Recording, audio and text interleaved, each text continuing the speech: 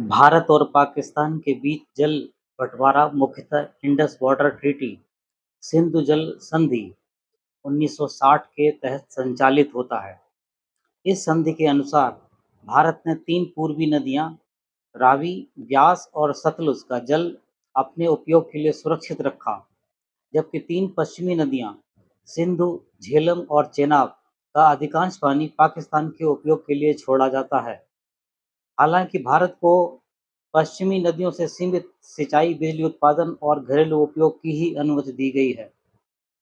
भारत ने समय-समय पर अपने हिस्से के पानी को रोकने और बेहतर उपयोग के लिए बांध और परियोजनाएं बनाई, जैसे चेनाब पर जम्मू कश्मीर में बगलिहार बांध, पंजाब में रावी पर शाहपुर कंडी बांध परियोजना, रावी की सहायक नदी पर उझ परियोजना, सिंधु नदी पर पाकलडुल और किशनगंगा परियोजनाएं।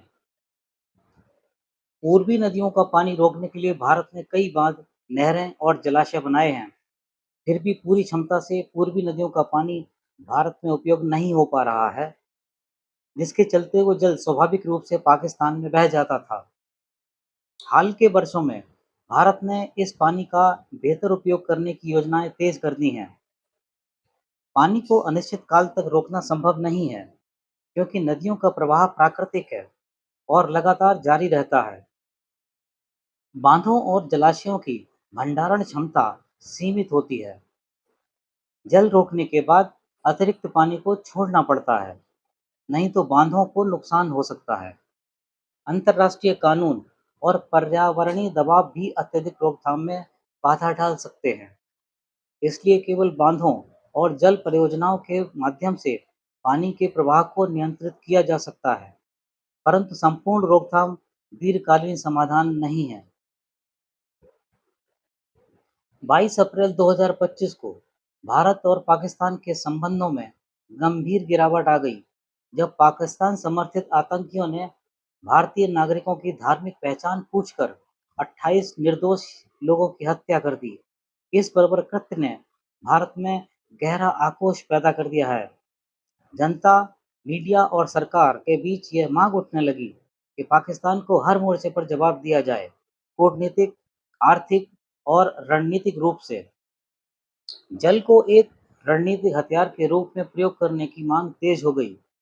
विशेषज्ञों ने सुझाया कि भारत को सिंधु जल संधि पर पुनर्विचार करना चाहिए और पश्चिमी नदियों के जल के अपने अधिकारों का अधिकतम दोहन करना चाहिए।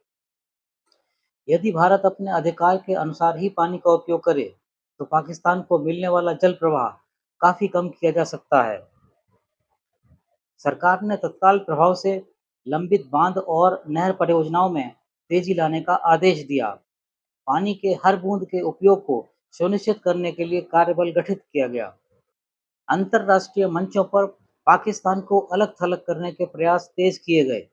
पानी जीवन का स्रोत है और सीमा पार संबंधों में यह एक संवेदनशील आयाम भी है। भारत को अपने अधिकारों का पूरा उपयोग करते हुए रणनीतिक संयम और व्यवहारिकता के साथ आगे बढ़ना होगा। नदियों का प्रवाह रोकने की सीमाएं हैं, लेकिन भारत यह सुनिश्चित कर सकता है कि एक भी बूंद पानी जो उसके अधिकार क्षेत्र में आता है, वो बर्बाद न हो या पाकिस्तान को न मिले। जल प्रबंधन के इस नए दौर में भारत को अपनी सुरक्षा, सम्मान और विकास तीनों को साधते हुए आगे बढ़ना है। Thank you friends for watching this video.